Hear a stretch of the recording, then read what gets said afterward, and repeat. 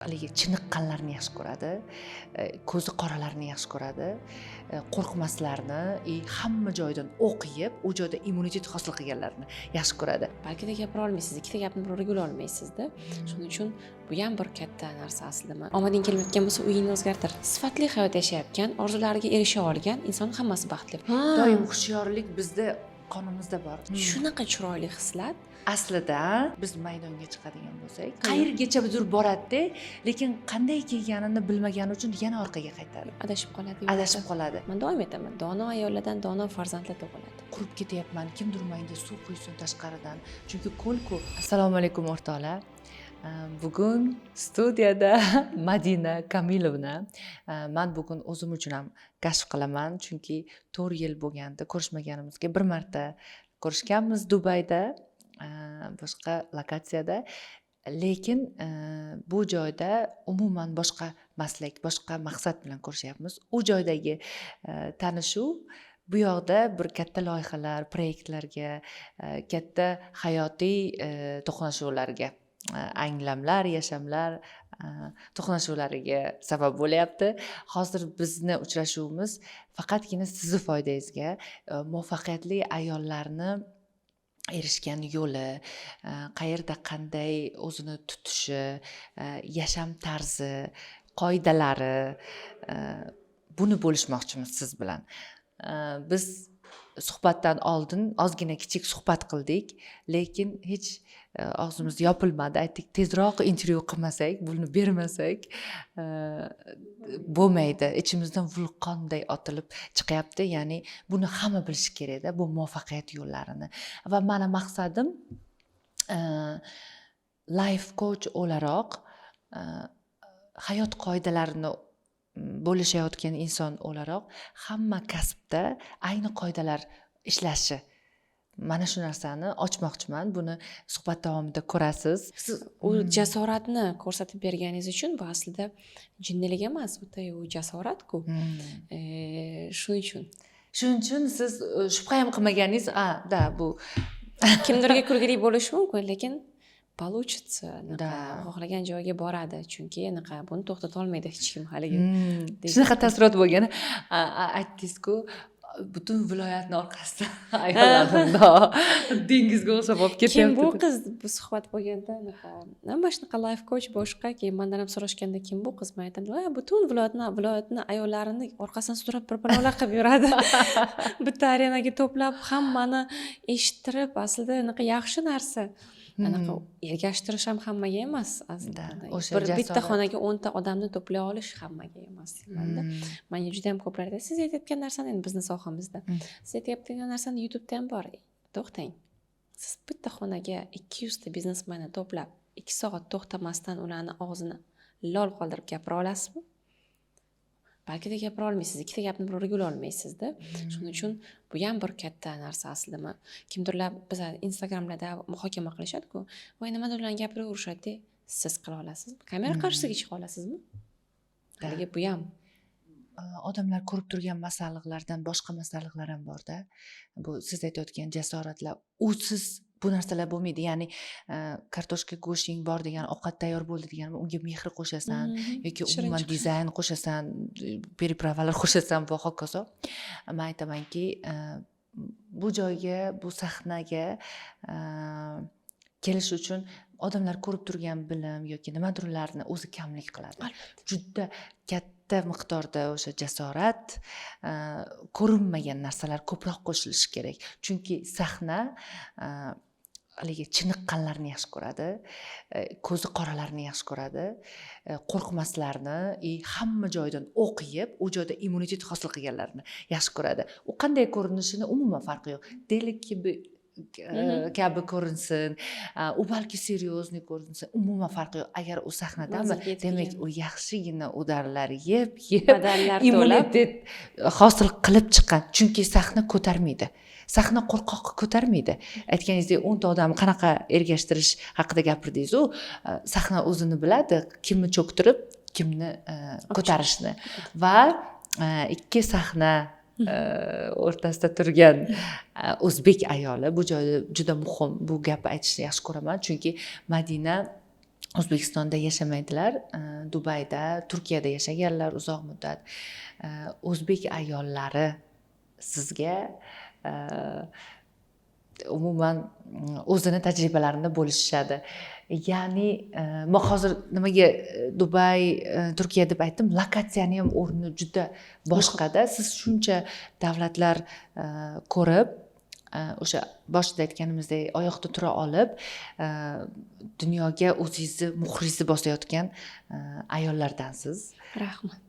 O'sha uchun menimcha har bir damlasini simirib ichinglar, tomchisini bu suhbatni.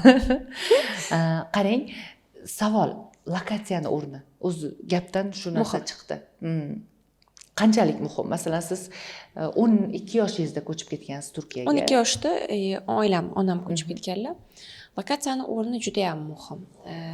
Bizda ham eskilarda bir gap bor anaqa. Omading kelmayotgan bo'lsa, uyingni o'zgartir deyishadi-ku. Bekorga ketib ketishmagan ekan deb o'ylayman. Nima oldin endi aytardim, nima aloqasi bor uyni o'zgartirishni. O'rni juda ham muhim, chunki dunyo kezgan sari har xil insonni ko'rasiz. Chunki endi biz o'zbek xalqi bo'lib bir doirani ichida qolib ketgandik va mana shu doiradan boshqa doira borligini bilmasdan turib, ana shu standartlar, ana shu ramkani ichida faqat o'zimizni kashf etish, o'zimizni topish bilan ovora bo'lib qolib ketardik-da. Qolib ketganmiz balkida. Siz agar o'sha doiradan sal tashqariga chiqsangiz, aslida juda ham ko'p xavotirlangan narsalaringizni, xavotirga umuman o'rni yo'qligini tushunib yetasiz. Dunyoni oxir emasligini, ahamiyati yo'qligini yokida qaysidir qo'shningizni gapi juda ham og'ir botgan, lekin doiradan tashqariga chiqsangiz, u qo'shningiz yerni sharida hech kim emas, aslida bunday olib qarasangizda. Yokida qaysidir qarindoshingiz. Shuning uchun lokatsiyani o'rni juda ham muhim deganda aslida u doiradan tashqariga chiqish kerak. Inson o'zini topish uchun, to'g'rimi? Haligi dunyoni kashf eting, chiqing tashqariga aytishadi-ku. Kim ko'p biladi, ko'p yashaganmi desa, yo'q, ko'p kezgan biladi deyishadi. Ko'p yurt kezgan biladi. Ko'p kitob o'qiganmi yoki kezganmi deydi, kezgan deydi. Tashqariga chiqqanimni anaqasi juda ham, foydasi juda ham ko'p. Chunki menga unaqa bir 5 etajli uchastka bo'lib turib, haligi katta to'y qilish asosiy maqsad emasligini ham bizni mana shunaqa o'rgatishganda, shunaqa maqsadlar bilan yaxshi uying bo'lishi kerak, beshik to'y qilish kerak, yaxshi joylarga turmushga chiqishing shart, o'g'il bo'lishi kerak, birinchi farzand boshqa qilish. Ana shu standartlar aslida faqatgina bu doira standarti. Tashqariga chiqsang, o'zligingni topish avvalda, ishingni qurishing, o'z ustingda ishlashing, boshqa narsalarni ham ahamiyati borligini o'rganasiz. Shuning uchun meni hayotimda, lichno shaxsan o'zimda lokatsiyani o'zgartirish, tashqariga chiqish o'zimni topishda eng katta rol, eng katta ahamiyati bor narsa. Bu xuddi toshbaqani toshidan ayirib qo'ygandagi endi bu yengilgina. Yengil bo'lib, endi ya'ni qaytadan tosh bilan himoyalanib ketish, yashab ketish instinktini ham, immunitetini ham rivojlantiradi-da. Boshqa davlatda siz qadriyatlaringiz boshqacha bo'ladi, yalang'ochlanib qolasizda. Xuddiki ustingizdagi barcha programmalarni olib tashlab, "Sen mumkin endi yur" desa, undan keyin yurish qanaqa bo'lishi, yana yo'ldan boshlash. Noldan boshlash. Sizda demak, lokatsiyalar noldan boshlash immunitetini shakllantirgan. Undan keyin Dubayga ko'chdingiz. Dubaydagi hayot va Turkiyadagi hayot farqi. Dubayda albatta ulg'aygan Madina bor. Hayotni cho'zgan Madina bor. U yoqda esa geçmişlari, yashamlari o'tgan Madina bor. Turkiyada endi yosh bo'lganman, unaqa ko'p narsa ham faqatgina o'sha hayotning og'ir yengilligi bilan, o'sha immunitetni kuchaytirish bilan ovora bo'lgan bo'lsangiz, tayyor bo'lib keyin Dubayga. Dubayni hamma Dubay mamdan 3 soat uzoq, dam oladigan bir joy deb bilishadi. Aslida bu dunyoni bir hub deymiz biz buni. O'rtasida bir hub yaratilgan. O'sha hamma o'ylaydi-ki, anaqa ishi yo'q, puli ko'p yashaydi. Unaqa emas. Aslida borsiz, katta qozon. Juda ham katta qozon va o'ta hamma bor. Har xil millat, har xil tabaqada, kimdir boy, kimdir kambag'al, kimdir ultra boyni ham ko'rasiz. Eng chiroyli tarafi nima bilasizmi? Hamma yolg'iz. Men buni Disneylandga o'xshataman-da. Doim aytaman, bu adult, ya'ni kattalar uchun Disneyland. Wow, zo'r. Nimaga desangiz, chunki anaqa hamma yolg'iz, ota-ona hamma uzoqda, hammamiz bir boshimiz yoqda. Hech kim oilasiz boradi, bitta chamadani bilan borasiz. Shuning uchun o'zingni oyog'ingga ishonishga majbursan. Majbursiz. Bir kun ishlamasdan men bugun yo'daman deyishga shans bermaydi. Qimmat davlatlar bittasi bo'lgani uchun, lekin ayni damda hamma yolg'iz bo'lgani uchun hamma bir-biriga man bu yo'ldan o'tmaganman, hozir seni ham o'tkazib yuboraman, xavotir olma degan ham do'stlik ham bor. Zo'r.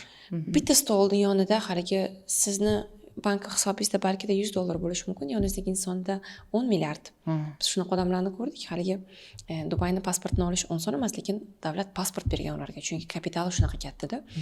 Lekin demak, oyoqga yaxshi oyoq kiyim kiyish shart emas ekan. Chunki bizning standartlarimiz shunaqa-ku o'zbek bo'lib. Hayron qoldiradi sizni. Demakki, sodda bo'lishni ham o'rgatadi, chunki shuncha kapital bo'lib turib bu odamni soddaligini va sizga mehribonligini ko'rib, demakki balkida shuning uchun anaqa yaxshi bo'lgani uchun muvaffaqiyatga erishgandir. Baribir yaxshilik qozonadi-da, oxirida adolati borda Xudoni deyishga undaydi. Ana shu insonlarning sizga yordami, qo'lingizdan tutib turishi, xavotir olma, biz ham yo'lni boshida shunaqa bo'lganmiz, boshqa qilganmiz, hammani mehribon. Men juda ham yaxshi ko'raman. Men Dubaydan boshqa joyda hozir hayotimni tasavvur qila olmayapman-da. Menga juda ham yoqadi.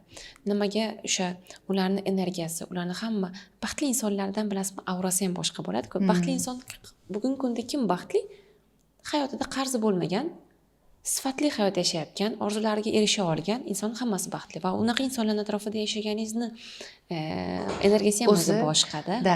Istaklar urchiydi u yoqda. Masalan, sizni kichkina istagingiz bo'lsa, u do'stingizga boqasiz, ko'proq kattaroqmi, ultra bilan mini urchib o'rtada hech bo'lmasa maksni hosil qiladi. Ya'ni istaklar kattalashadi, boshqa bo'ladi. Qiziq, qarang, milliarderlar to'plangan bir davlatni hozir ob-havosidan ichib yashayapsizda va juda katta davralaringiz bo'ladi shunaqa milliarderlar davrasi. Zo'r gap aytdingiz. Ular sodda. Va men har safar shuni aytaman. Milliarderlikni agar formulasi nima deydi? Badjahllik, qattiqqo'llik yoki bir bilmadim, bilim, bilmayman qanaqadir yana jostki qoidalar desangiz adashasiz. Ular odam bo'lib qolgan xolos.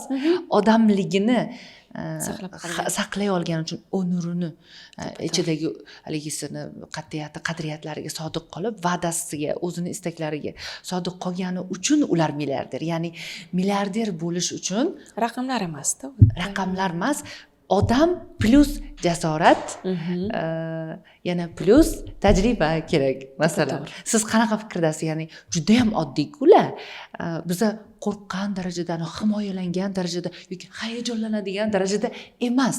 Va men bora-bora men o'ylayapman, kelib menga yig'lab, "Rahmat xonim" deydiganlar bo'ladi, ko'z yoshlari bilan hayajonlanib, men aytamanki, "Yo'q, kim ozgina gaplashgandan keyin siz ham oddiy odam ekansiz" deyishadi. Men sizga shunaqa deyishadi. Lekin ya'ni milliarder bo'lish bu odamiylikni chekirdagi bilan sug'urib olish boshqa narsa emas-ku-da. O'sha tasavvurni biz buzishimiz kerak-da. Hozir sizni milliarderlar davrasida yurgan ayol sifatida tradingda juda katta pullar o'ynaydi boshqa va ularni ko'rgan inson sifatida nima deysiz? Buni oddiyligiga qanday baho berasiz? Eng katta olgan darsim ham ulardan mana shu. Biz baribir bizdan ustingga tuzukroq kiyim kiyib ol, voy tili sirg'ing ham yo'q ekan. Sochingni chiroyli qilib yig', kim qaraydi, kim oladi qilib o'stirishgani uchun ana shu yolg'on qoplamalar. Ana shunga faqat intilib yashab, demak, men bu oy oyligimni olsam, eng avval ustimga yaxshi usti-bosh olishim kerak, chunki odamlar meni usti-boshimga qarab muhokama qilar ekan degan, mana shunaqa standartlar bilan katta bo'lganmiz-ku. Ularning dunyosida men o'zimni baxtli qilish uchun ularning baxt anaqasi ham standarti ham boshqa. O'sha ishda nimadir qanaqadir muvaffaqiyatga erishish, keyingi etapga chiqish, yo'masam umuman erkin bo'lish, 40 dan keyin ishlamaslik uchun nima qilish kerak? Ana shunga qurilgan bir sxema bor. Butun topilgan pullar avval ana shu sistemani qurish uchun ishlatiladi. Bu bir vosita chunki. Undan ortgani qolsa o'sha oyoq kiyimini oladi. Bizda teskarisi. Bizda teskarisi. Biz avval olamiz oyoq kiyimimizni, hamma narsamizni, uyimizni remontini, o'sha anaqa bagema vazamizni. Agar shundan ortsa, kelajagimizni quramiz. Ha. Ortmaydi. Ortmaydi chunki hayotni haligi xohishlarimiz tugamaydi-da. Qopni kiyib ichida bo'sh odam bo'lib yuraveramiz. Ichi Ichimizda bo'sh. o'zimiz O'tirsak yo'q. 2 soat suhbat qiladigan, bir-biriga bog'laydigan darajada bo'shmizda. Shunchaki ham mashina olsak ham xursand bo'lmaymiz, uy olsak ham 2 kun dabdabali. xursand bo'ladi. Shuning uchun juda ham ko'p ayollardan eshitamiz-ku. Yangi kiyim olaman deb juda ham orzu qilaman, havas qilaman, qanday 3 ming 4 ming dollar sumkani olaman. Ertasi kuni xursand bo'lmayman. Chunki u buyum bilan xursandchilikni bog'laganingiz uchun o'zi xato aslida-da. Bo'lmasam ana shu buyumni, bo'lmasam pulni eng oliy maqsad deb qo'yib qo'yganingiz uchun aslida bir vosita xolos sizni qayergadir olib chiqadigan. Shuning uchun u milliarderlarni va oddiy insonlarning orasidagi farq, men doim aytaman, o'dagi raqam pul emas. U insonning jasorati, u insonning fikrlashi, u insonning odatlari. Odatlari. Siz borsiz, balki do'stidan kulasiz. Milliardermish qara telefonni siniqligini debdi. Ha. Eski telefon Chunki unga o'nam bermaydi-da, muhimlik uni bermaydi. dunyosi u emas-da. Chunki sizni dunyoyingiz kichkina bo'lib qolib ketgan. Uni kattalashtirish kerak aslida bu yoqqa kirish uchun. Qarang, yana bir narsa, man milliarderlarni doim life coach bilan yurishini, ya'ni haligi sportda shug'ullansa, energiya olgani singari hayot bilan shug'ullanadigan mentaligisini chiniqtirib turadigan life coach borligi haqida eshitganman-da, katta milliarderlarda. Doim kim muvaffaqiyatli bo'lsa, albatta uni life coachi bor. Juda ham ajoyib, hammaligini psixologi bor. Oilaviy terapevti bo'ladi. Ularni o'sha personal trainer deymizmi, trenirovka qilish uchun va albatta life coachlari. Yana bittasi bor, bizning mentalitetga to'g'ri kelmaydigan astrologlar bo'ladi. Shunaqa bir ajoyib kulgili eshitildi menga. Bilmadim endi u odam menga kulgili eshitildi bu narsa. Bir dugonamning adasi biz bilgan dunyoda eng mashhur restoranlar bor. O'zi 2-3 ta brend bor butun dunyoda va ana shuni hammasini egasida. Kapitali milliard va anaqada Londondagi Forbesda top 5 tani ichida turadi.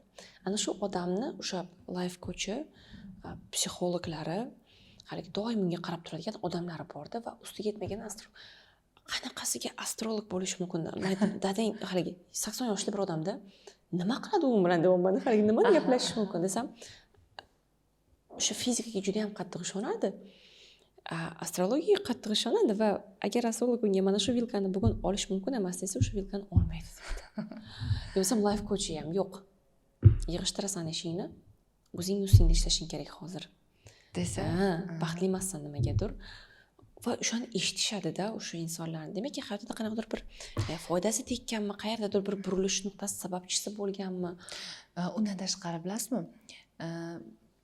Har bir davlatning o'zini podshosi bo'lgani singari, har bir odamni ham o'z xarakterlari ustidan podshosi bo'ladi-da. O'zini agar hayotida o'zi podsho bo'lishni uddalagan odam vazirlar olishni boshlaydi oldiga. Ya'ni u allaqachon vaqtini qiymatini biladi. O'zi o'ylab ham topa oladi yoki o'zi ham trenirovka qildira olishi mumkin, lekin bunga vaqtni ekonom qilish maqsadida butun o'sha podshohligini quradi. Astrolog hali saroyda hech ishi bo'lmagan odamlar ham oylik olib yotadi-ku. Ko'rgan bo'lsangiz, shunda ham ularda albatta bo'ladi. Nega? Chunki vaqt ekonom. Bu yoqda eng sifatli yashash kerak. Va kerakli paytda topa olish kerak. Kerak bo'lsa butun umrini sotib olib o'sha joyda saroyda xizmat qiladi-da. Life coachlar esa u o'zini hayotida qarang-da, shuncha muvaffaqiyatga erishgan, hayotda anglagani uchun erishganda, jasoratini vaqtida to'g'ri ishlata olgani uchun erishganda, bu degani o'zi ham allaqachon life coach. Lekin yana nega uni life coachi bor deganda, u o'shani ham o'zini biladi-ku, erinadi-da, undan ko'ra raqamlar ustida ishlaydi. Aytaylik, kasbi bo'lsa, kasbi ustida ishlaydi. Unga beradigan vaqti san ishla, eringgani uchun unga beradi, lekin bilmagani uchun emas. Ya'ni, masalan, hozir siz ham life coachsiz, o'z hamma o'zining tajribasiga. Ha, buni hayotda cho'za olgan har bitta odam life coach, lekin bu alohida kasb bo'lgani, bu xuddi shunday kasblarga yordam bo'lishi uchun. Masalan, siz bilasiz, ammo life coachni yoningizga olasiz, vaqtingiz ekonom bo'lishi uchun va hayotingizni cho'zib, matematikasini chiqarguncha ozgina bir suhbat qilasizda, bo'ldi, tushunarli. aytaylik siz o'zingiz bilan ishlaganingizda bir kun ketsa u bilan bir soatda hal qilasiz va sizni asosiy ishingizga ko'proq vaqtingiz shuning qoladi. uchun shumchuq Ya'ni- so'ysa ham qassob so'ysin deb. da butunlay vaqtini o'ziniki qilganda ular. To'g'ri. Mana bizni vaqtimizni qaysidir qismi boshqalarda yotibdi. Opamizda, ukamizda, erimizda, bolamizda vaqtimizni taqsimlab berganmiz. So'yib o'zimizni taqsimlab berganmiz aslida. Lekin o'z hayotini podsholari bular hamma narsasini o'ziniki qilgan, o'zgur, sarbast, ya'ni hamma vaqtini xohlagan vaqti o'zinikida. To'g'ri. O'sha uchun, ya'ni vaqtni qadriga bilgani uchun ham Doim yonida doim ushlab yonida turadi bunaqa ushlaydi. insonlar. Shunaqa. Ajoyib. Nimagadir bu yoqqa kelsam, O'zbekistonga kelsam, qanaqadir bosim kuchlilik qiladi, bu yoqda uyalaman. O'zligimni balkida anaqa. Chetda ham uyalaman. Men ko'p narsada hamma biladi buni, o'zbekligimizni bilishadi. Men har doim shuncha g'ururlanib aytaman, bizani farosatimizni juda ham mo'shni qilib katta qilishgan uylarimiz debdi. Haligi bilasizmi? Prujinkaga o'xshaymiz-ku. Bir stolda katta odam o'tirsa, yoshi katta odam o'tirsa, o'tirayotgan bo'lsa biz prujinkaga o'xshab sakraymiz. Nimaga turayotgan ekan deymiz-ku, haligi kuxnyaga borib yordam qilish kerak ekan. Doim dastyorlik, doim hushyorlik bizda qonimizda bor. Qonimizda bor va menimcha shunaqa chiroyli hislat. Aslida Juda mana ham. siz Turkiyada yashadingiz. Mana shu turklarda u narsa yo'q Yo'q. va bu narsani men bilganimda o'zbekligimdan faxrlanganman. Ya'ni ayollar tabiatan uyatchanligimiz bu o'zlik turibdi, sof turibdi. Aytmang. Va bilasizmi, o'sha soflik, o'zlik saqlangani uchun agar biz ish qiladigan bo'lsak, biz maydonga chiqadigan bo'lsak, o'sha aytgan burjiniydan birdan otilamizda. O'sha mentalitetdagi sof, chiroyli tuyg'ular bo'lmasa, biz buni qat'iyat bilan qila olmaymiz. Chunki bu bizning ildizimizda, ildiz otadi. O'zligimiz.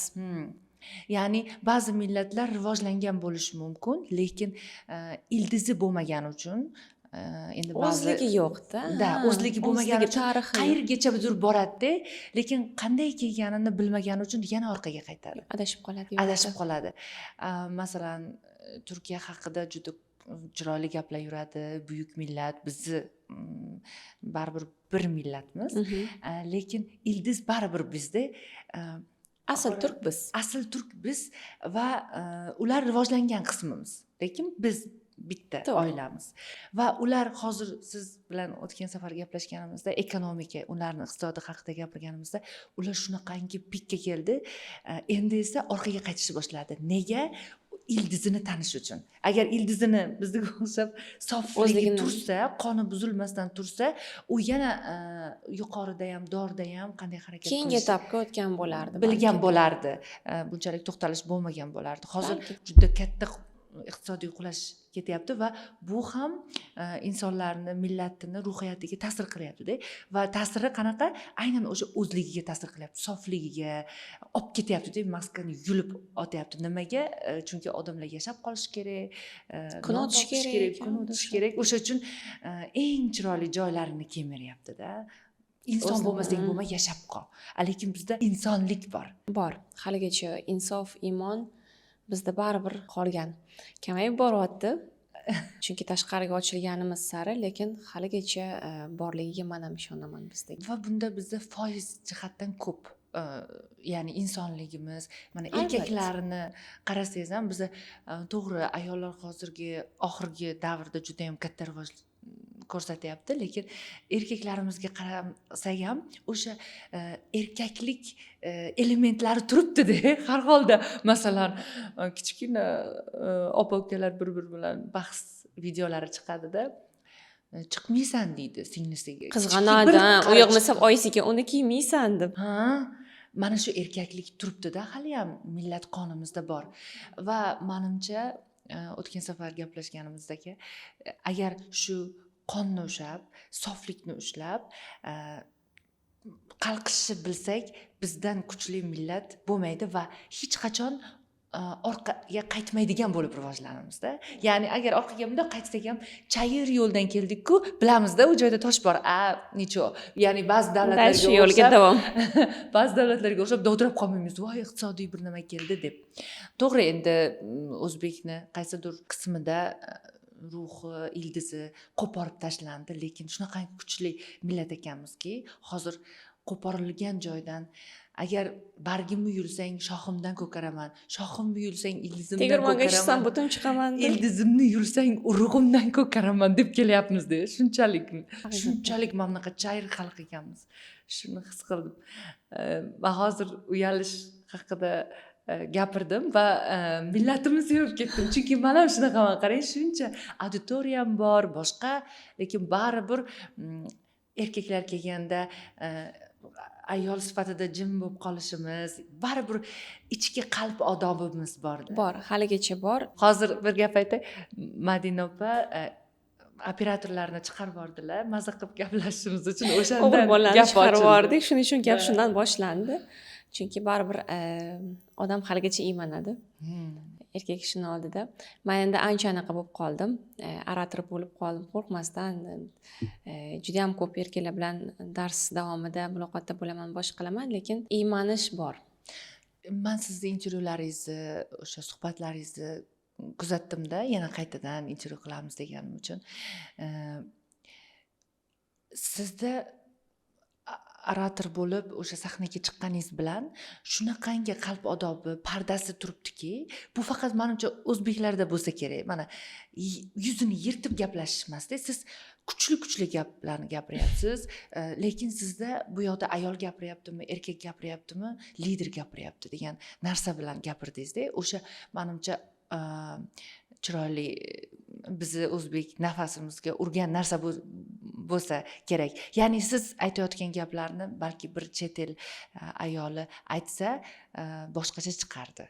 Sizdagi odob bilan boshqacha chiqyapti. Ya'ni siz aytadigan darajada iymanish boshqa kuzatilmaydi. Men ko'rganimda shunaqa boshqa parda turadi sizda. To'g'ri, bo'lishi. Bu ham yarashimli, bilasizmi? Yo'q, men o'zimga ham yoqadi va uni yo'qotishni hech ham xohlamayman. Ana shu tarafni. Chunki ana shu jihat bilan juda ham ko'p joyda ajralib turganimni ham bilaman. Juda ham ko'p eshitaman. Bo'lajak turmush o'rtog'imdan ham juda ham ko'p eshitaman. Yaqinda ham shunaqa suhbat bo'ldi. Qizimiz bo'lsa, o'zingga o'xshab katta qilib berasan. Onangdan so'ragin buni retseptini. Men aytdim, xohlamasdim. Haligi biz yoshligimizda qanaqa bosim bilan katta bo'lganmiz. Erga tegsang borasan, erga tegsang kiyasan, erga tegsang ko'rasan, hamma narsani yokida tez ye. Stol yig'ishtirishing kerak, haligi bosim yo'masam, to'g'ri olmagin, meni uyaltirib kelmagin, xuddi ana butun mahalla kutib turgandek bizani to'g'ri olib kelsak degan. Avlodni yuki bilan yurganmizda. Aytmang. Ko'rmagan momolarimiz, bobolarimiz haqqiga ham nomimizga dog' tushirmasligimiz juda ham kuchli edi.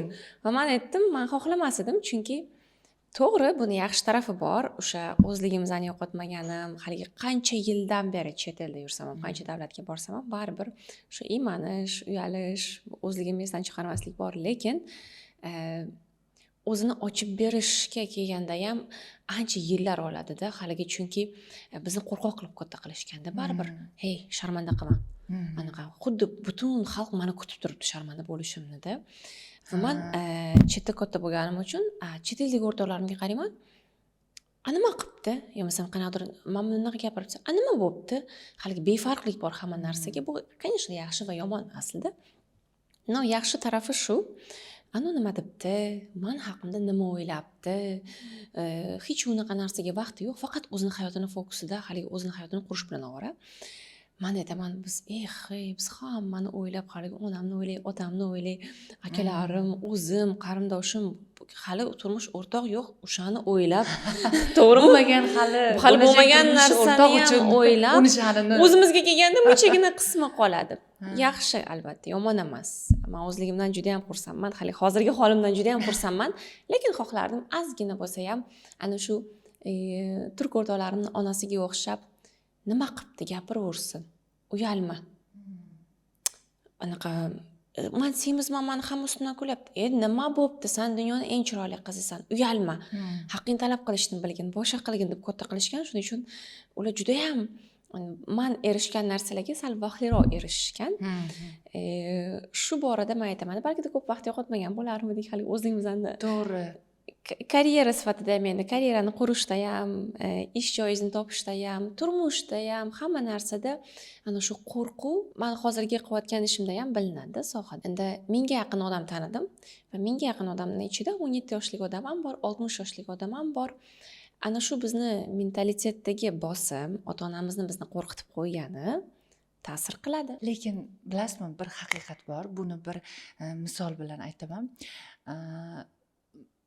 Tabiatan o'sha boy oilada tug'ilgan, ota bobolari boy bo'lib kelgan bolani boyligi bilan hali boylik nimaligini bilmagan, kambag'al oiladan chiqqan, yo'qchilikdan chiqqan boyni farqi bor.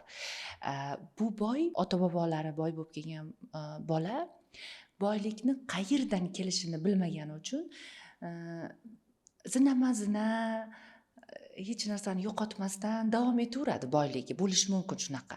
Lekin yo'qchilikdan chiqqan boy, u riskni biladi. Bunday osuplashnoy keladida birdan cho'qqini olishi mumkin va u cho'qqidan tushsa tekis kelgan yo'lidagi hamma narsani taniydi va aytadiki, pastga tushganda, yo'qchilikka yana tushganda qo'rqmaydi, chunki u bir marta chiqdi. Lekin boy mabodo tushib qolsa, uni matematikasini bilmaydi. Endi qarang, bizni uyatchang qilib, tortinchoq qilib tarbiyalashganini bir tarafi, biz xuddi o'sha faqirlikdan boylikka agar hayotimizda risk qila olsak, biz pastga tushganda ham yumalab turishni bilamizda. Ya'ni biz ayollar mana shuning uchun ham bizdan chiqqan liderlar boshqacha lider. Chunki qo'rquvda ham qanday harakat qilishni bilamizda.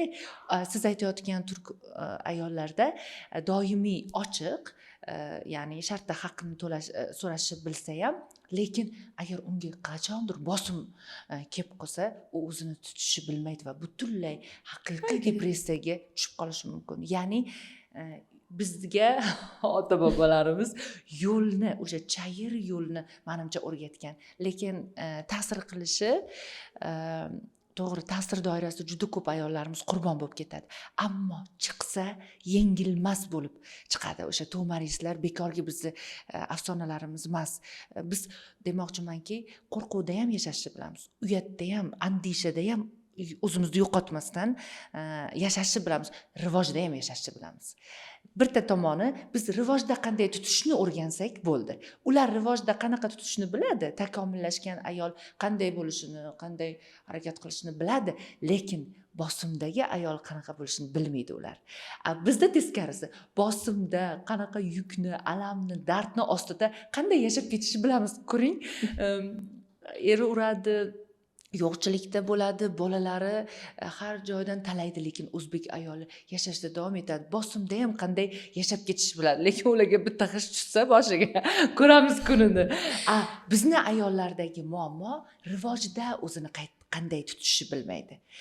Hamma narsani o'zini plus minusi bo'lgan va shu uchun mana sizdagi hozirgi holat bu rivojda ham o'zini tutgan ayol namunasi. Masalan, mendagi holat ham shunaqa. Agar ayollar shu balansni ushlashni bilsa va shu joyga chiqib olsa bo'ldi. Mana shu tepalikka chiqib olsak bo'ldi deydi. Tepalikka chiqib olsak bo'ldi. Bu yog'i bizning qo'limizda. Men o'ylayman, O'zbekiston ayni shu pallada ayollar egari o'zini hayotini qo'liga olgan payt o'sha rivojda yashashni o'rganib ketsa bo'ldi deb o'ylayman. Va o'sha oson emas deb o'ylayman. Va oson emas desangiz oson emas. Oson emas deb o'ylayman. Chunki постоянно doim bosimda, endi hamma narsani ham anaqasi vaqt talab qiladi-ku. To'g'ri. Shuning uchun juda ham ko'p ko'ramiz.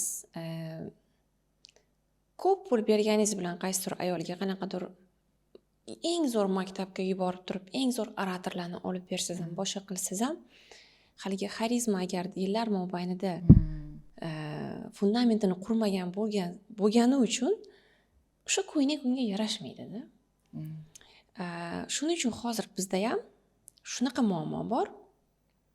Doim bosimda iymanib yashagan ayol va birdaniga hozir feminizmi haligi keyingi pallaga o'tish arafasida va ko'plar o'zini yo'qotib qo'yyapti desak ham bo'ladimi bu yo'lda?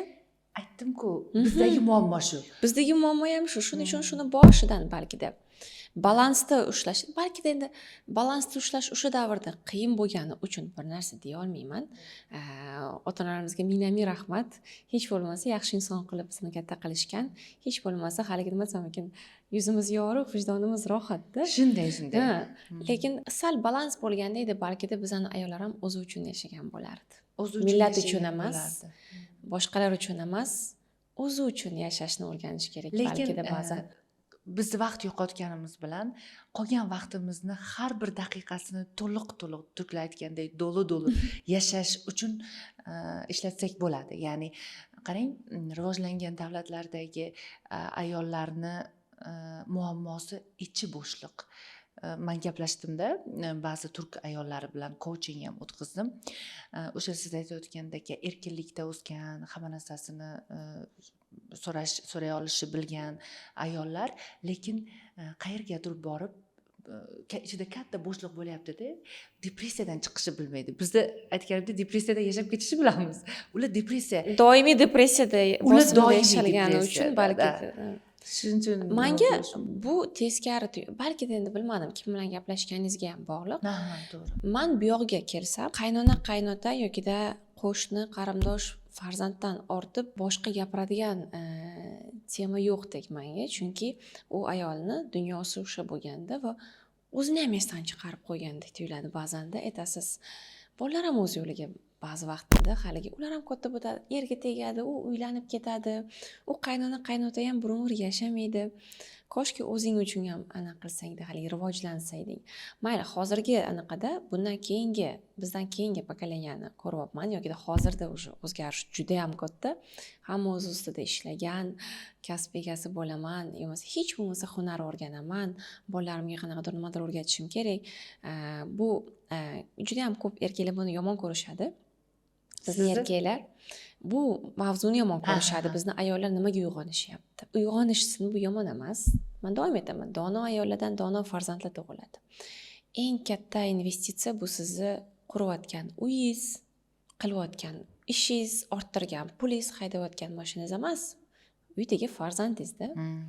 Siz o'ylayapsiz, men million topaman, hech narsa qilmaydi, ayolim bolani kontrol qilib o'tiribdi boshig'im. Lekin u ayolning o'zida ham bera oladigan bir narsa bo'lmagandan keyin u farzandga, bu bunaqa rivojlangan zamonda, chunki bolalar ham hozir juda ziyrakda va shunaqa savollar beradi, ba'zan tupikka kirib qolasiz. Agar shunga ham javob qaytara olmasangiz, bizda haligi ularni ustida ishlamasangiz, essiz shuncha 20 yil ishlagani bu erkakni, haligi erni mana shu boraga kelganda ozgina bizning erkaklarimiz yo'q. Voy, feminizm ko'payib ketgan, ayollar oyog'ini nega rizqni Xudo beradi-ku, oyog'ini ustida turmasin, ishlamasin, yetkazadi.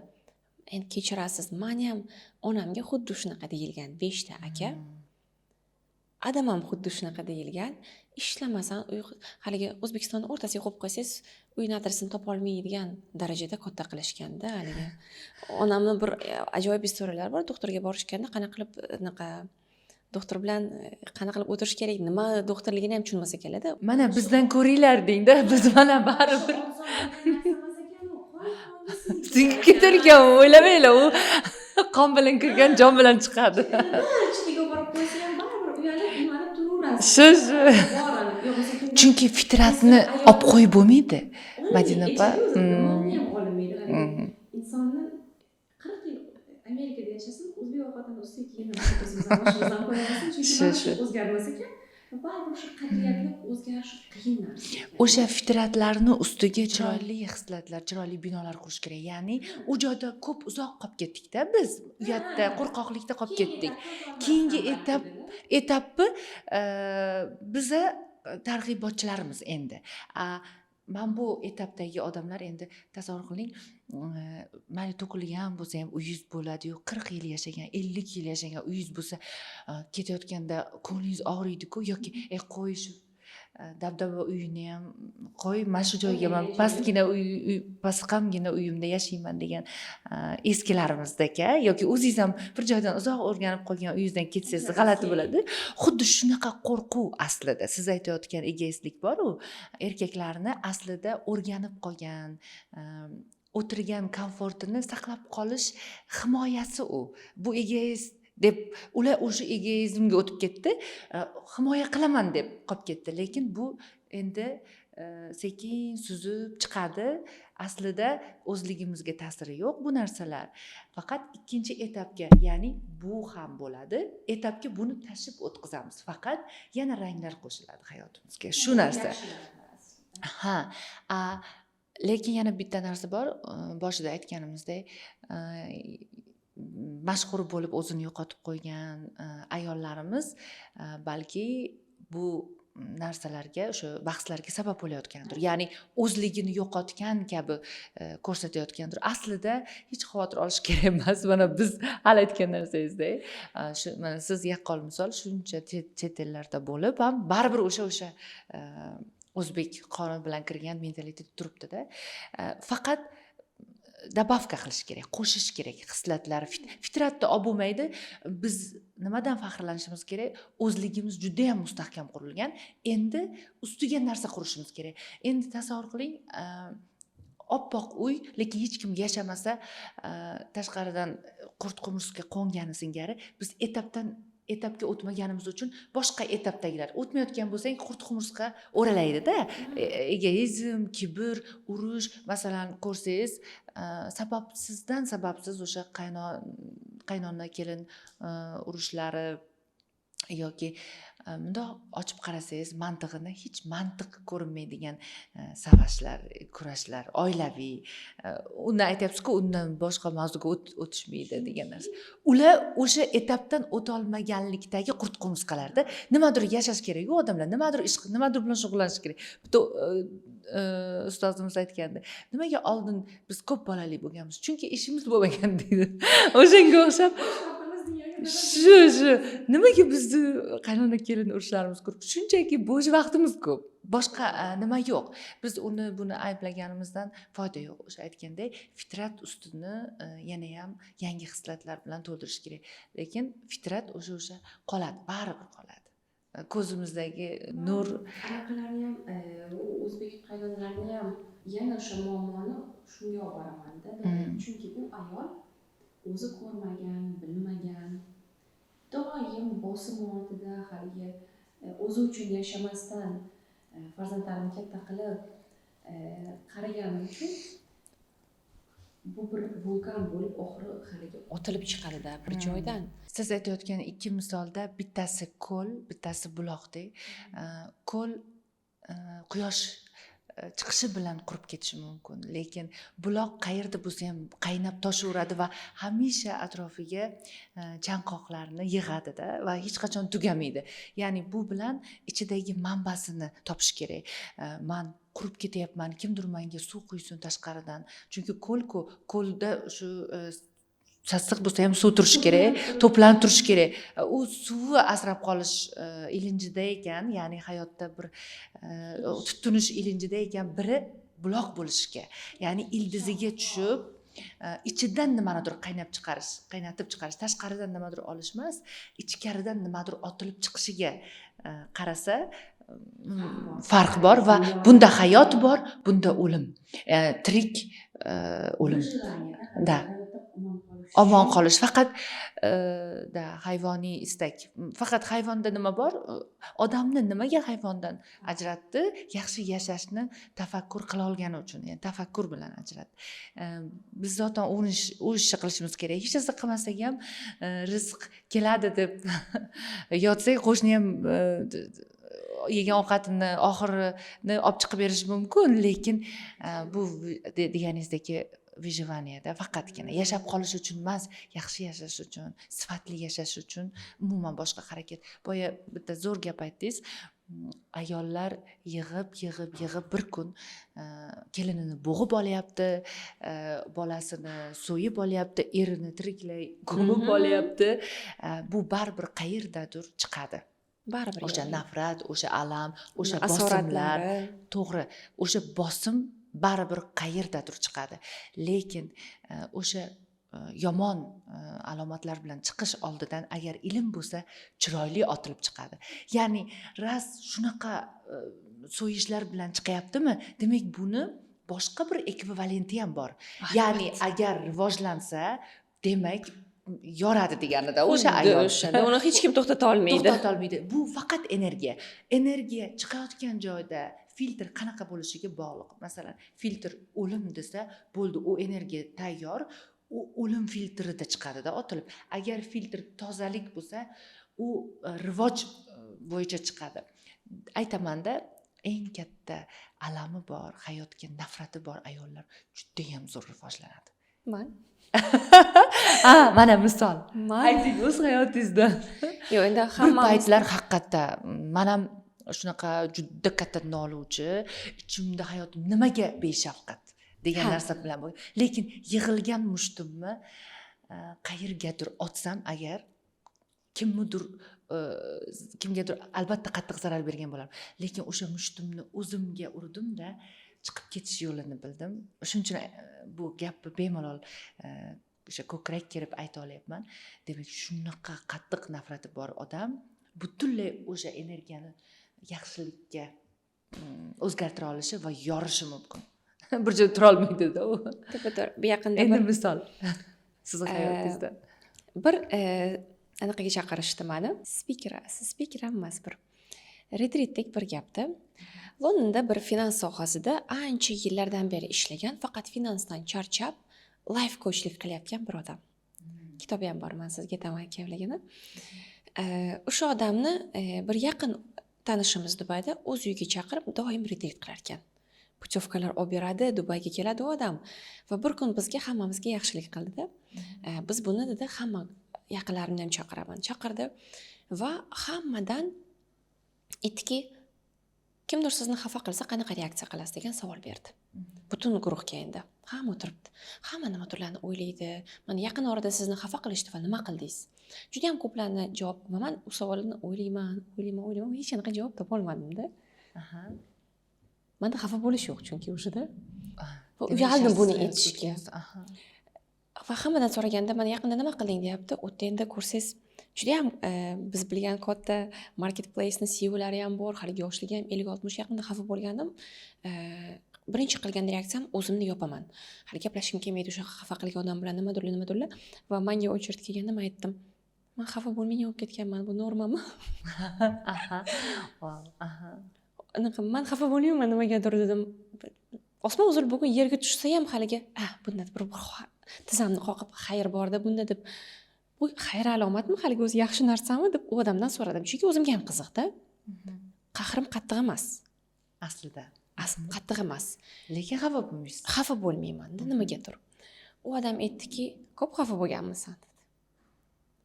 Nimaga u devorni qurgansan dedi. Hech kim ataqa qila olmaydigan darajada u devor qachon qurilgan dedi.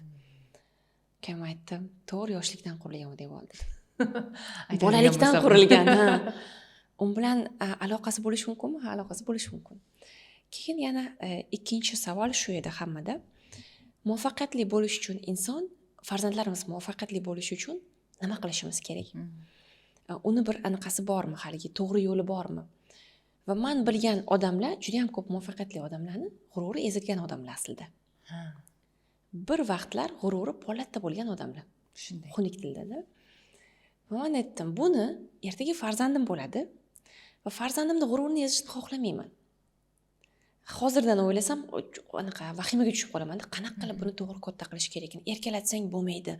G'ururini ezsang travmirovat qilib qo'yish mumkin. Bolani qanaqa qilib to'g'ri yo'l? Va u odam men bilan tortishdida. Yo'q dedi, aslida dedi, endi yevropeyts bo'lgani uchun, yevropalik bo'lgani uchun balkida. Yo'q dedi, aslida dedi, mukofotlantirish kerak doim 5 olgani uchun, haligi nimadirlarni обещать qilish kerak. Yilning oxirida bunaqa o'qisang, men buni qilib beraman. Men aytdim, foydasi yo'q dedim. Qo'lga sig'adigan 10 ta muvaffaqiyatli odam bor, 10 tasini ham istoriyasini orqasida o'sha ezilgan g'urur juda ham ko'p, ego. Men o'zim bilgan juda ham yaqindan tanigan odamlarni o'sha yoshligida ota-onasi yo'masam qarindosh urug'i, sinfdoshlari maktabda sandan odam bo'lmaydi. Xuddi shu. Sana kim olardi? Sandan odam bo'lmaydi deganda men sizga hali isbotlayman. Bo'ladi, prujina otilib chiqadi-ku insonning ichida. Ana shu narsadagi talchoq hech kim bera olmaydi menimcha. Menimcha uni preparati ham yo'q, dorisi ham yo'q, tarbiyasi ham yo'q, bir me'yori, taktikasi ham yo'q deyman-da. ezilgan g'ururlar bir kun Dunyoni yorilib oladi. bir kun yorilib haligi uni hech kim to'xtata olmaydi. Duracell'dan anaqa quyonchasi bor edi. Shularda menga bir yaqinda Endi savolda shuncha ayollarimiz g'ururi ezilib yotibdi, lekin prujina otilib chiqqanda bolasini bo'g'ish bilan otilib chiqyapti. shunaqa qilmang, u kompasni tashlab u kompasni boshqa joyga Bu yo'naltiring. ilmsizlikdan. Yo'naltiring deganingiz bilan bo'ldi deydi. U ham hayotini barbod qilishni xohlamaydi. O'z ustida ishlang, qaysi sohani ustasisiz, nimaga qiziqasiz? Chuchvara tugib sotasiz, muzlatib soting, dunyoni qo'lga olish mumkin. Haligi ish ustasi bo'lganingizdan keyinda nimalarda. Non yaxshi qilishni bilasizmi? Dunyoda O'zbekistondagi eng chiroyli nonni yopib bering, bizga glutensiz, zarar bermaydigan qilib ideya juda ham ko'p-ku. Uyalmang, qo'rqitishgan sizni, sendan bo'lmaydi, bo'lmasa bo'lmasin, dunyoni oxirimi? Dunyoni oxirimi? Better oops than if degan gap bor-ku, 50 yoshga kelganda sinab ko'rsam bo'lar ekan degandan ko'ra, yaxshi ham qilgan ekanman, o'xshamasa o'xshamadi degan ming marta yaxshi. Afsuslangandan ko'ra. Va hech qachon bo'lmaydigan narsa yo'q, faqat tajribalar bor. Tajribadan o'tib o'sha nuqtaga kelish. Bir sir bor. Hech qaysi muvaffaqiyatli inson geniy emas. Aqlli emas. Shu haqida gaplashgandik. Men har doim meni udivlять qiladigan narsa o'sha marketda, haligi nima desam ekan, boyligi milliardga yetgan odam bilan ham gaplashsangiz, birinchi xayolimizga keladigan savol, bu odam bu pulni qanaqa qilib qilgan? Chunki u darajada aqlli emasda. Qachon o'xshagan? Uni orqasidagi bittagina sir bezbetligi. Bezbetligi. Yaxshi ma'noda bezbetligi. Ya'ni qo'rqmaslik, jasorat, duh. Qadar g'ayrati oshiqdir. Qadar g'ayrati oshiq. G'ayratsiz insonda, конечно, bo'lmaydi. Hammani orqasidagi sir, buni biografiyasini ham o'qishsangiz, qanaqadir bir ishni boshlagan, o'xshamagan, yiqilgan, tizzasini qoqib yana ikkinchisini. Yana haligi uyatsizlarcha davom etaverganda, yo'q, baribir o'xshataman-da, baribir qilaman, isbotlayman bo'ladi. Va bir joyda Xudoning ham adolati bor-da. Ekzamendan o'tdingiz menimcha desa kerak-da. Men hayron qolaman, bilmayman qanaqa ishlaydi bu matematika. Bir ekzamendan o'tdingiz va bir joyda o'zidan o'zi hamma narsa bo'lib ketishni boshlaydi. Hammaning istoriyasi shunaqada. O'zi ham bilmaydi. So'rasangiz, qachon bu burilish bo'ldi? Desangiz, bilmayman deydi-da. To'g'ri bilmaydi. Bilasizmi buni siri nimada? Sababi mana men o'sha buloq suv tashib yurgan qiz deb ko'p aytaman bu iborani, chunki juda charchaganman-da shu buloqdan suv tashib uyga. Har olib kelganimda endi nechta satil qoldi derdim onamga. To'ldirardik bochka, chunki suvlar yo'q bo'lardi-da. Arig'imizda suv tugasa, buloqdan olib kelishimizga to'g'ri kelardi, bochkani to'ldirardik. Keyin qancha qoldi derdimda. O'sha borib kelguncha ham belimga kitob bog'lab borib, Kipo radioni qo'limga olib, bir nimadir bilan shug'ullanib Xudo xohlasa men shu joylardan ketaman. Suv tashimayman deb ketganman-da. O'sha joydan chiqqan qiz sifatida buni nima keltiradi bilasizmi? Geniy emas dedingiz-ku, milliarderlar, muvaffaqiyatga erishgan odamlar. Biz shunday tasavvur qilamiz, kostyumiga gul taqqan kim bo'lsa, bu juda ko'p o'qibdi, juda ko'p tillarni biladi deymiz. Yo'q. Va bu aytganingizdagi duh, jasorat va bilasizmi? O'sha duh, jasorati nima? O'zagi nima? Xudodan so'ray olish. O'zini ilarisini, oldini ko'ra olishda. Masalan, men bunaqa bo'lmayman, bunaqa bo'laman desa bo'ldi. O'shani tutsa bo'ldi. Undan keyin daryodan qanday qilib bo'lsa ham o'tib olish qoldi. Bu uchun sovuq miyani o'zi yetarli. Issiq matematika, qaynoq algebra kerak emas bunga. Shart emas. Shunday, o'shaning uchun ham bundoq gaplashsangiz milliarderlar bilan hayron qolasiz. Oddiyligi, samimiyligi, u faqat niyatiga osilib kelganda, o'sha jasoratiga osilib kelgan. Boshqa hech qanaqa siri yo'q. Lekin sirri nima deb o'ylashadi? Ko'p o'qish deb Amerikada katta bo'lganda, men ham katta bo'lganimda o'zim bilar edim. Amerikaning yarim xalqi 200 kilo. Obesity juda ham ko'p, haligi semizlik juda ham oshib ketganda, unda emas gap. Unda emas. O'qiganda ham emas, sharoitda ham emas, davlat to'g'ri doim podдержка qilgan, lekin qanchadan qancha odam u yoqda ham haligi narkoman, alkash, ishsiz, joysiz, o'sha biz havas qiladigan Amerika ham shunday demoqchisiz. Amerika qilgan narsa H1B viza degan vizasi. H1B degan viza bor. Bu doim inostran. Ya'ni siz bilan men bugun agar geniy bo'lib borsak, ular bizga ishlashimiz uchun H1B viza berishadi. Va bugun Amerikani ushlab turgan gigant kompaniyalarning hammasi sizdagi mendagi odamlar. Hindistondan kelgan, Xitoydan kelgan, boshqa ochlikdan kelgan, yorib chiqqan. Ular gigantlarni sotib, ularning orqasidan kun ko'radi demoqchisizda? Ana shu geniylarni olishgan va men davom aytaman-da, demakki gap Amerikada emas. Chunki u odam Xitoyda tug'ilgan, Xitoyda katta bo'lgan, boshqa qilgan, yo'qchilikda 2 milliard aholi bor, u yerda ovqat ham yo'q deyman deysiz. Demak, qarang, yo'naltira olish muhim. Yo'naltirish uchun ham kuch, niyat, ilarini ko'rish muhim. Ishonch. Hammamiz Xudodan qo'rqamiz, hammamiz Xudoning adolatiga ishonamiz deyishadi, lekin hech kim ishonmaydi. Haligi men ko'p gapiraman. Ishonchsizlik bor u yerda, avvalambor yaratganga. Men harakat qilaman, sen baribir menga bermaysan degandek bir gap. Ha, конечно, bermaydi unaqa desangiz. Nimaga shu ildiz qolgan, formula qolgan bilasizmi? Uyida otasi ishlatadi, kompyuter olib beraman senga deb va'da berib qilmaydi. Ushlanmagan haligi o'sha va'daboz otalar nimasi, hurmat nimasiga bu formula qolib ketganda, ya'ni va'daboz otalar deb qo'shtirnoq ichida aytyapman.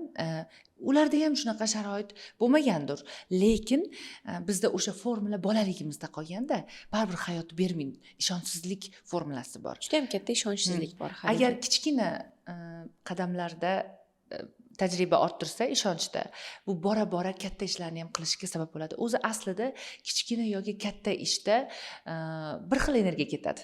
Lekin tanlovda farq bor. Katta ishni tanlashda duh kerak, kichkina ishni tanlash uchun duh kerak emas. O'zi o'ylaydiki, men shuni bajarsam bo'ldi, menga yetadi deb o'ylaydi. Aslida yetmasa ham qora kunim o'tib tursa bo'ldi deydi va o'shanga katta ishda sarflanadigan energiyani berib qo'yadi. Bir xil o'sha aytganingizdek, Amerika ham oddiy. Shuning uchun boy bilan faqat kambag'alning orasidagi farq pul emas, nima desa, fikrlash va odatlar. Fikrlash va odatlar. Kambag'al nima qiladi desa, kambag'al kuni o'tganiga xursand. Topgan puli bilan ana shu yangi chiqqan iPhone, mashina, hasham unaqa juda ham bir ajoyib bir ikki dunyo bordi ikkalovini orasida va ko'rib chiqilgan. Biz yaqinda ham bir video olganimizda men oralaridagi farqni aytib berdim. Biz juda ham ko'p videolar ko'ramizda. Milliarder bo'lmoqchi bo'lsangiz, milliarderning oldiga yaqin yuring. To'g'ri, qisman, lekin ish uzunroq bo'lishi kerak. U yerda yana boshqa taraflari ham bo'lishi kerak. Ularni ham ochib berish kerak. U yerdagi eng katta narsa fikrlash, odatlarimiz, o'shalardan boshlash kerakda, balkida. U odamlarni ko'rsangiz, biznikiga o'xshab, mana bizda juda ham ko'p xalqimiz kimizga qarab muomala qilib, yo bo'lmasam nimaga tilla taqmagan, tinch shuncha pul topaman deydi, anaqasi yo'q. Chunki uni hayot tarzi shunaqada. Topgan puliga yugurib borib turib, eng og'irgisini hashamat, obro' e'tiborni ko'rsatishga harakat qiladi. Chet eldan odamlari ozgina yo'q, men kelajagim uchun birinchi kelajakni fundamentini quraman. Ha, undan ortsa yeyman, ortmasa yemayman. Umuman ham shunaqa. Mani maqsadlarim bor, ular uchun ajratilgan sarmoyalar bor. Kelgan topgan pulimni birinchi unga ajrataman, ortsa yeyman, ortmasa ana shu pulni birovga yetkazishim kerak, biz birovga yetkazaman. Haligi mana shu fikrlash, odatlar hammasini agar ustida ishlansa, biz Everestni покорять qiladigan xalqmiz. Bizdagi farosat, bizda IQ balandda. Bizni doim urushib, savalab, haligisadan bo'lmaydi, bosh qilmaydi degan uchun ota-onamizdan nimadurini to'g'risiga qo'rqardik, chunki urushardi ko'p. Ana shu yolg'onni ixtiro qilishga ham IQ kerakda. Yosh bolalarimizda ko'zingizga pes bo'lib qarab turib, hali yolg'on gapirsa, anaqa aldayapsan, boshqa qilyapsan, lekin unga ham IQ kerakda. Yolg'on bu yo'l. Hamma yo'llar yopilgandagi fortichkada. Fortichkani topa oldimmi, demak yo'lini topa oladi. Dominodan chiqib ketadi-da. U haligi labirintga solib qo'ysangiz chiqib keta oladi. Shuning uchun shuni ozgina ishlatib yuborsa, aslida nimalar qilish mumkin. Qarang, o'sha pul haqida gapirdingiz. Sizni sohangiz haqida ham ozroq gaplashaylik. Mana masalan auditoriyam biz birato'la kirdik, birato'la suhbatlashib ketdik. Chunki bu yoqda kasblar muhim emas, qayerda yashayotganimiz muhim emas. uchrashuvlarimizda ham aytmadik. Bu yoqdagi mavzu insoniylik, shaxsiyat, muvaffaqiyat haqidagi sirlar. Shu uchun bu odam tanlamaydi, kasb tanlamaydi, millat tanlamaydi hattoki. O'sha uchun lekin bir sohangizga to'xtalib ketaylik. Pulga urish bilan shug'ullanasiz. Aynan nimasi qiziq soham? Qarang, ayol kishi Bir o'zbek bo'lib, sifatida nimasi qiziq? ayol kishi bo'lib tradingda o'sha qalb odobi dedim-ku, o'sha odob bilan qanday siz pulni pulga urib ya'ni yo'lingizni topib ketgansiz. Ya'ni bundagi zakoni ahamiyati nima kerak bu uchun sizni yo'lingizda tradingda birja bilmaganlar bo'lishi mumkin. Dunyo moliya bozorida savdogarmiz. Hamma trading desa juda ham ko'plar haligacha nima bir yaxshi kasb ekan, lekin haligacha ahamiyatini tushunishmaydi-ku. Aslida buni nomini bulg'aganlar bor. Savdogar. Bu o'sha biz bilgan balkida qaysidir qarindoshimiz u yoqdan bir arzonroqqa meva olib, naryoqda qimmatga sotganni onlayn versiyasida balkida yangi raqamlashtirilgan hammasi. Aslida necha 100 yillik kasb. Yangi emas. Faqat bizga buni imkoni berilmagan, to'g'ri yo'li ko'rsatilmagan deb o'ylayman-da. Turkiyada yashab yurganimda turk o'rtoqlarim mana shu sohada edi va men ishlardimda, chunki mendagi ideologiya, mendagi o'rgatilgan tarbiya kasb egasi bo'l, olim bo'lmaysan baribir. Hunarli bo'l. Birinchi so'raladigan narsa oyliga qancha ekan? Qancha topar ekansiz? Haligi uydagilardan hamda ayblash yo'q, chunki ularga ham shunaqa o'rgatilganda hamma narsa. Va men bir kun hayotimda bir burilish bo'ldi. Men 12 oylab, haligi 1 yillab ishlayotgan pulimni bir o'rtog'im bir savdosida qilganini ko'rdim. Bodrumdamiz yoz dam olishda. Hozir dedi, meni chalg'itmay turinglar dedi. Amerika uyg'ondi. Men Amerika sessiyasida bir savdoyimni yopishim kerak edi. Nimani gapiryapti haligini bilasiz-ku. Va ana shunda hayotimda eng chiroyli anaqasini savdosini qildim. Endi davom etishimiz mumkin ovqatimizga. Ana shunda yaqin o'rganishni boshladim. Bunaqa dunyo kashf etdim o'zimga desak bo'ladi. Albatta ishladim. U vaqt ham boshqa ishda ishlayman, o'rgan. Umuman boshqa tilda, boshqa dunyo. Boshida juda ham qiyin tuyuldi, lekin qarasam haligi 5 yil, 6 yil o'rgangandan keyin shuni tushundim. Bu savdogarda haligi. Bir narsani arzonga olib qimmatga sotish ekan, faqat juda ham katta bozor ekan aslida. Haligi aqllarimizga sig'maydigan raqamlar aylanar ekan. Anaqa Amerika tug'ilishim ham shart emas ekan, chunki endi bizga haligi siz Amerika vatandoshi bo'lmasangiz, mana shu bozorga kira olmaysiz, buni qila olmaysiz deb ham qo'rqitilganda avval to'g'ri yo'l ko'rsatilmagan. Aslida unaqa emas ekan. Va o'z sohamda ancha yillar o'zimda ishlab, o'zim xohlagan muvaffaqiyatga, ya'ni moliyaviy erkinlikka erishdim. Badali bormi? Albatta bor. Balkida shu kech turmush qurishim, haligacha farzandim bo'lmasligi, u ham o'z qo'limda emas edi, chunki taqdir haligi bo'lmagani uchun. Lekin eng asosiysi o'zligimdan hozir juda ham xursandman kelgan nuqtamdan. Moliyaviy erkinlikka erishdim. Hamma narsa joy-joyida, Xudoga shukr. Haligi inson sifatida ham o'sdim. Chunki avvallari 20 yoshda mana nimaga bo'lmaydi, nimaga o'qishga kira olmayapman, men odam bo'lmagani uchun meni hech kim xohlamaydi, turmush qurmaydi, mana shunaqa haligi xafagarchiliklar, boshqalar. Hamma narsa o'z joy-joyiga kelgandan keyin muvaffaqiyatga ham erishar ekansiz, o'z sohangizni usasi ham bo'lar ekansiz, hamma hayron qoladi. Men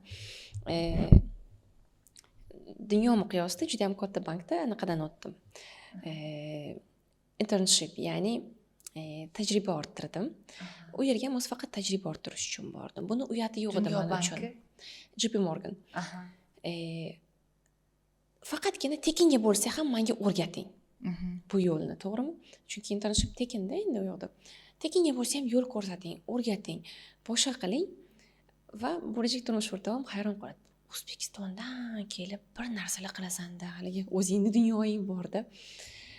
Ba'zan deydi, endi biz boshqa dunyolarning insoni bo'lganimiz uchun bir-birimizning kasbimiz bitta bo'lmagani uchun ham balkida uni zeriktirib qo'yish mumkin, lekin mening suhbatim ba'zan menga gapirsang zerikib qolaman ozgina nimani gapiryapti, nima haqida ketyapti o'zi gap deyman deydi, lekin bir joyga borganimizda deydi, san gapirsang haligi 80 kishi qilib eshitishiga men ham hayronman dedi. Haligi qachon bunga erishgansan, bosh qilgansan, demak ilojisi bor ekan. Конечно, ilojisi bor edi. Haligi bizni hamma 3-darajali davlatdan kelgan, nimani bilar edi, boshqa qilardi deyishingiz mumkin, lekin men unga ham aytaman doim, siz Yevropa vatandoshisiz, sizni borib Londonda eng yaxshi universitetda o'qishingiz qimmatga ham tushmagan, chunki sizga ajratilgan ligota bilan menga ajratilgan ligotani orasida osmonchalik farq bordi. O'sha yerda ham anaqa bordi. O'zbekistonda esa abamiz 3 barobar ko'proq to'laysiz o'qishga. Nimaga? Shunaqa. Yevropalikka tekin yozilmagan qonunlar. Ha, tekin. Shuning uchun aytaman-da, men doim san 0 dan boshlagansan, men bo'lsa -0 dan boshlaganman. Zo'r. O'shaning uchun aytdim-da, mana biz qayerdan borishimizda ahamiyati yo'q. Bizda o'sha yashab qolish, davom etish eng kerakli qoida bu davom etish qoidasini bilishda. Sizda o'sha davom etish dalishi ketish bo'lgani uchun siz tinmagansiz. Ularda o'sha bitta maydonda to'g'ri yurish o'rgatilgan. Mana shu narsani aytmoqchi edim-da. Trading bo'ladimi, coachlik bo'ladimi, bokschi bo'ladimi, umuman farqi yo'q. Siz maslagingizni, o'sha kasbingizni o'rganirkan, uni professionallar asli bo'lishga harakat qilarkan, bir varakayga hayotni ham asli bo'lishni boshlaysiz-da va hayot xaritasini qo'lingizga kiritgandan keyin siz u hech to'xtata olmaydi. qanday kasb aslida kasb uchun emas, hayotni cho'zmak uchun. Turklar shunaqa deydi, cho'zmak. Ya'ni men shu savolni aytmoqchi edim-da, kasbingizda suzarkan hayotni ham cho'zib bordingiz-da, hayotni ham anglab, ya'ni to'xta, san santimetring qanaqa, bu yog'ingda 5 metr ekan, bu yog'ingda 6 metr ekan deb deyishni boshlaganingiz sizga zavq. Hozirgi kasbingizdagi kayfiyat bu kasbni o'rganish emas yoki pulni zo'r emas, to'g'ri. Siz hayotni ham anglaydingiz-da. Hayotni matematikasini tushunganingiz uchun, hamma qidirayotgan ключ menda bor. Bu joyda meni sohamda ham aynan shu narsa. Men har xil kasb egalarini o'qitaman. Men aytamanki, yo'q, qanday kasb bo'lishini umuman ahamiyati yo'q. Hayotni cho'z, hayotni angla. Uni matematikasini yetsang, hamma istalgan qiziqayotgan kasbingni matematikasini yechding. Zotan uni olib qo'ysa, u kasbni qo'lingizdan olib qo'ysa, bu kasb bilan aytganingizdek pedikyur, prujinkaga o'xshab har gal otilib chiqaverasiz. Sizni ezaveradi, otilib chiqaverasiz. Ya'ni asosiysi xarita. Va u qanchalik sizni hayotingizda o'rni bor. Masalan, kasb o'rganayotgan paytingizda, o'sha kasbingizda suzayotgan paytingizda hayotni anglash jarayonlari qanaqa kechadi sizda? Mendan ham so'rang, aytib beraman. Men bu bekorga daftar turgani yo'q. Hayotni yozib, chizib boraman men bu yerda orqachamiga yozib. Sizda qanaqa kechadi bu? Aslida 20-25 yoshgacha hamma qizlarda ham bo'ladigan muammo. Katta muammo. O'sha yoshga qaytgingiz kelarmidi deydi-ku, qaytgim kelmasdi, chunki bilasizmi, og'ir aslida undan avval o'tgan. Yoshlikda o'tgan. Aytish shart emas. Haligi bir kino olsa bo'ladi u yog'ini. Eshitgan odamlar, shunga siz kuchlisizda, boshqa. Madina shundoq bo'lishi uchun albatta qirilgan, singan taqdir bo'lishi kerak edi. Buni aytmasangiz ham taxmin qilish mumkin. Davom etavering. Anaqa yaqinda ukam bilan, katta ukam bilan gaplashyapmiz. Yoshligimizda adam yo'qotganda onam bizni internatga berishga majbur bo'lganlarda. Chunki bizga hech kim qaramagan yoshligimizda. Ukam aytayapti, bir manzara esingdami deyapti-da, o'sha internatni esla olasanmi deyapti-da. Hech qachon esimdan chiqarmayman dedim. Eshik bo'lardi. Eshik tagida bunday zasur bo'ladi-ku. Onamni oyoq kiyimini ko'rish uchun biz ikkalamiz shu yerda yotardik. Chunki biz uyda katta bo'lgan bolalarmizda birinchi marta tushganmiz-ku. Internet deganda aslida avvallari O'zbekistonda bolangizni tashlab ketar edingiz, bir oydan keyin olib ketadigan bir bog'chaga o'xshagan bir joylar bo'lardi, maktablar bo'lardi. Bilmayman hali ham bormi, yo'qmi? Yo'q bo'lsa, menimcha bo'lishi kerak emas. Tiyugi bilan yopib borish kerak. Ana shu joydagi ana shu eshikni manzarasi, men juda ham ko'p narsalar esimdan chiqib qolgan. Juda ham ko'p sinfdoshlarim, kursdoshlarimni ismini eslay olmayman. Qanaqadir xolamni nevaralari eslay olmayman, lekin esimda qolib ketgan shu ikkita manzara bor. Birinchisi ana shu joyini eshigini tegi, chunki ikkalamiz yotib faqat onamni oyoq kiyimini kutardik, kelishlarini, bizni uyga olib ketishlarini. Oyoq kiyimni ham tanirdi. Ha-da, endi onangizni sezasiz-ku, hidini ham sezsangiz kerak kelishidan avval. Ikkinchisi biz anaqa yoshligimizda onam bizni boqish uchun Qozog'iston chegarasidan yuk olib o'tardikda. Bola bilan olib o'tsangiz ko'p tegmas edi soldat boshqa, shuning uchun biz ham chiqishga majbur bo'lardik, boshqalardik va bir kun bir kecha Qozog'iston va O'zbekiston chegarasida kichkinagina ko'lcha emas, bunda bir dengiz emas, endi ko'lga o'xshagan bir faqat oqar suv bo'ladi-ku, oqar suv bor, ajratadi buni. Chernyevka taraflarini agar bilishsa, ana shu yoqda Qozog'istondagi o'sha shokoladlar, konfetlar bo'lishi mumkin. O'sha narsalarni olib o'tib berish kerak magazinchilarga aslida. Yukchisizda u yerda. Ana shuni o'tayotgan vaqtimizda bir kun tekshiruv kelib qolganda, katta tekshiruv kelib qolsa, o'sha yerdagi lotkalar bo'lardi, lotkani olib tashlashganda. Lotkani olib tashlashganda ana shu yerdan ham yukka zarar bermay, o'zingiz o'lsangiz o'ling, lekin yukka zarar bermay missiya shu. o'tishga majbur bo'lganimiz esimdan chiqmaydi. Kechki soat 11 qorong'ida suvga tushsangiz qo'rqasiz-ku. Ana shu kungi qo'rquv hech qachon esimdan chiqmaydi-da. O'sha yerdan o'tganim, aytaman, oqib ketyapman onamga-da, oqib ketyapman desam, zarar bersang bir oy ishlaymiz shunga, o'tasan deydilar baqirib menga-da. Men qolaveray, siz o'tiring, meni olib ketaversin deyman haliga sonda. Shu ikkita manzara hayotimda hech qachon esimdan chiqmaydi. Shuning uchun hech kim urib tepib ustimdan o'tib bo'lsa ham bundan keyin yiqita olmaydi deb o'ylayman-da. Siz aslida suvdan emas, hayotning katta eshigidan o'tilganmi bilmayman, nima qilingan. Hozir kulib eslayapman endi. Kulib eslaydigan bir davr, lekin juda ham minnatdorman o'sha kunga. Bugungi kunda Madina qilgan narsalardan bittasi. Agar o'tmaganingizda Madina bu joyda bo'lmasdi. Yaxshi ham ko'rilgan o'sha kunlar deyman. Yoshlikda ko'rilsin ekan, qaraganda emasda. Haligi turmushga chiqib, keyin turmushingizni yo'qotib, boshqa qilib, haligi keyin hammasini noldan boshlagandan ko'ra, haligi o'sha yerdan kelgan ma'qul ekan. Shuning uchun hayot mobaynidagi hayot xaritasini qachon erishgansiz, yo'qsa menga juda ham aytishadi. Qachon bunaqa mature inglizchasi, ya'ni senior yo'qsa nima desa bo'ladi, tajribali ham bilasiz, mana bir 70 yoshli ayollarga o'xshagan bir xarakter paydo bo'lishni boshlaydi-ku.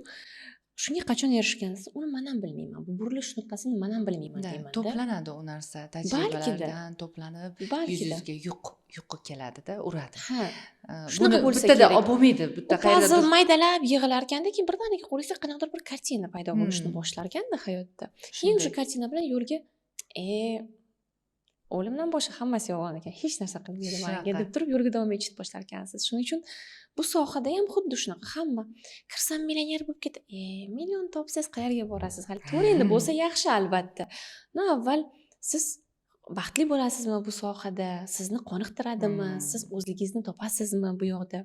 Shularni o'ylab kiring. Men xuddi shunaqa kirganim uchun haligi oxirini ham unaqa ko'p o'ylamadim. Oxirini o'ylaganimiz bilan nima bo'ladi? Siz bilan meni qo'limdami, to'g'rimi? To'g'ri. Oxirini o'ylash shart emas. Qahramon bo'lish ham shart emas. Bismillah deb chiqaylik, bir joyga olib boradi. Ana shu mehnatlar, ana shu hammasi yig'ilib, uni bir mukofoti baribir bir kun kelar ekan. Shunday. Mana qarang, masalan, men coachlik qilayotgan paytimda mijozimni ko'zidan dardini ilg'ashga harakat qilaman, harakatlaridan nima muammosi bor, уже rentgen o'tkazaman-da. Analizda va biz bozorda qanaqa analiz qilishsa, insonni xuddi shunaqa analiz qilasiz. Sohalardagi o'xshash tuyg'ularni nimasi ketishini haqida aytyapman-da. Yonimda o'tirarkan, uni masalasini yechayapman-u, aslida men o'zimni parallel masalamni ham yechayotganimni, bola haqida muammosini aytsa, men u dardni o'zimga ko'chiraman. Ko'chirganimdan keyin hal qilib berishga majbur bo'laman, chunki meni ham bolam bor yoki boshqa. Ya'ni o'zingizdan o'tkazasiz. O'tkazmasam unga yordam bera olmayman. Dard coachlar o'ziga o'zi kasal yuqtiradigan doktorlarga o'xshaydi, majbur keyin o'zini davolaydi-da. Xuddi shunga o'xshab, sizlar ham shunaqa aslida, shu raqamlar bilan ishlayotganingizda, bu sizni hayot mamot masalalangizdagi his qilib, o'sha u joyda kerakli dozasini berasiz, bu joyda sokinlikni berasiz, bu joyda analiz qilasiz. Ya'ni bir raqam ikkinchi raqamga ortishi ichida qancha hayot turadi-da, hayot matematikasi turadi. Ya'ni u joyda hayot matematikasi deganda ko'pchilik tushunmayotgan bo'lishi mumkin. Bu jasoratdan necha tomchi qo'shish, duxdan necha, sokinlik, qayerda qanaqa bosiq bo'lishi kerak, qayerda qanaqa harakat qilish kerak, qayerda qanaqa tugmani bosishdan bahs qilyapmiz aslida.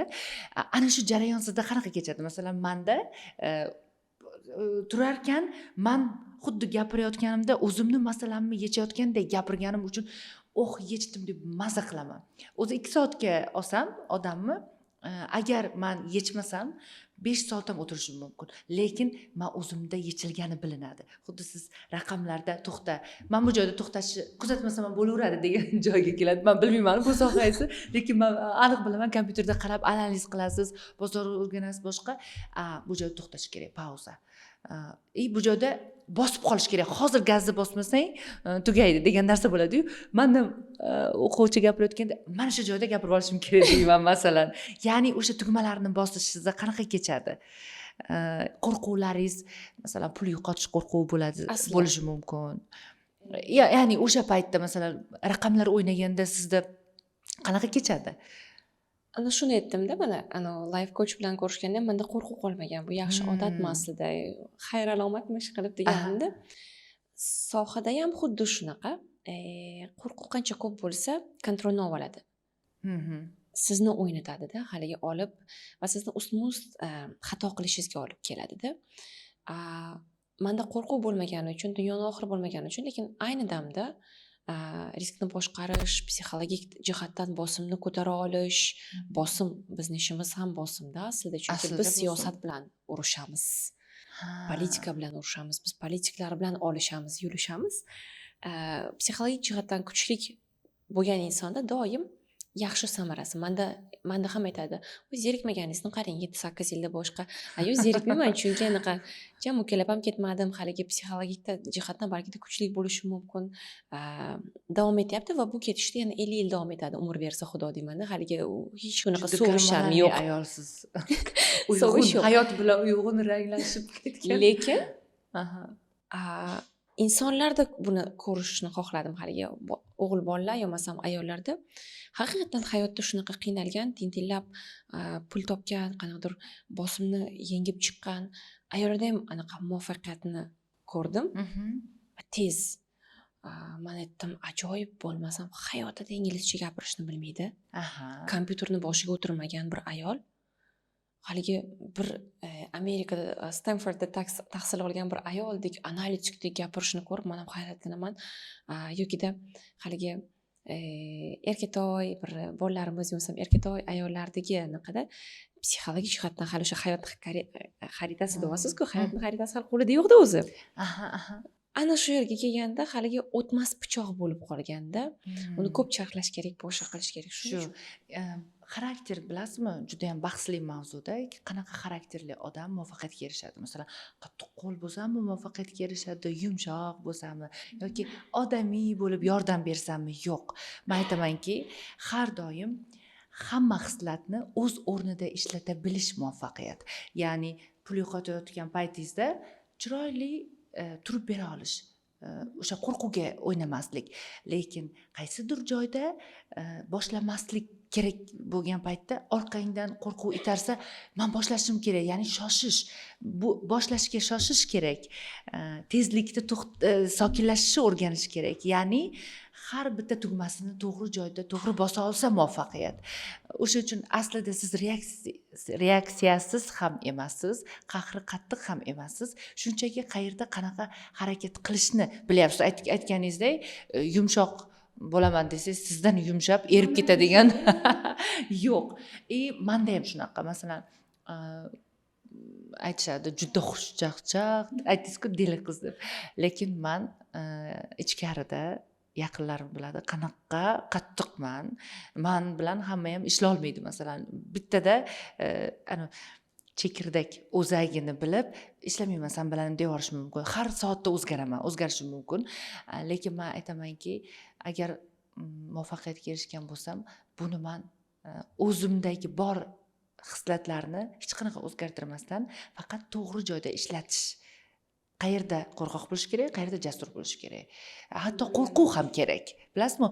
Ba'zi nima, masalan, qayerda kerak desa, qo'rquvni rivojlanmay qolishdan qo'rquv. Sendan eski variantingda qolib ketish qo'rquvi. O'zingni uzoqdan o'zing chaqirishing kerak-da. Yetib ol deyish kerak.